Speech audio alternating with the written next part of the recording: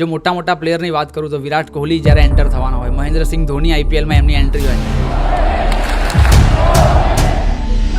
તો એક અલગ જ લેવલ ઉપર એનું ડેસિબલ પહોંચી જતા હોય છે કે જેમાં આપણા કાનને પણ આપણે સાચવવા પડે એ રીતનો શોર થતો હોય છે. તો સ્ટેડિયમમાં એન્ટરથી એક્ઝિટ થઈએ ત્યાં સુધીમાં શું શું એક્સપિરિયન્સ થઈ જાય જણાવો. કદાચ તમે ટેકનિકલ જે ક્રિકેટ જોતા હો ને એ કદાચ ટીવી પર વધારે સારું જોવા મળશે, કારણ કે ટીવીમાં તમને પ્રોપર રિપ્લે જોવા મળે, એકદમ નજીકથી. યસ, પણ એક્સપિરિયન્સ જે લેવાની વાત છે કે જેમ તમે કોન્સર્ટમાં કોઈ જતા હો અથવા તો કોઈ મૂવી જોવા જતા હો તો એક્સપિરિયન્સ જે વસ્તુ છે એ સ્ટેડિયમમાં તમને એન્ટર થાવ ત્યાંથી જ જોરદાર જોવા મળે. અને મેં મોટી મોટી ઇવેન્ટ્સની વાત કરું તો આઈપીએલની ફાઇનલ છે,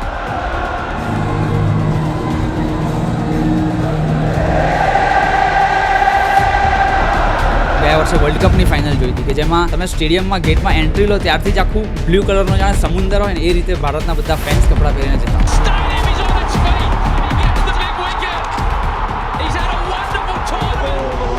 એટલે આખો એક અલગ જ માહોલ હોય અને સ્ટેડિયમમાં પહોંચી ગયા પછી અને સાથે સાથે દરેક વિકેટ ઉપર મ્યુઝિક પ્લે થતું હોય, ડીજે એના અલગ સોંગ્સ વગાડતો હોય, એટલે સ્ટેડિયમમાં મેચ જોવાની મજા એક અલગ જ. આવા જ ઇન્ફોર્મેટિવ પોડકાસ્ટ જોવા માટે જોર્જ પોડકાસ્ટ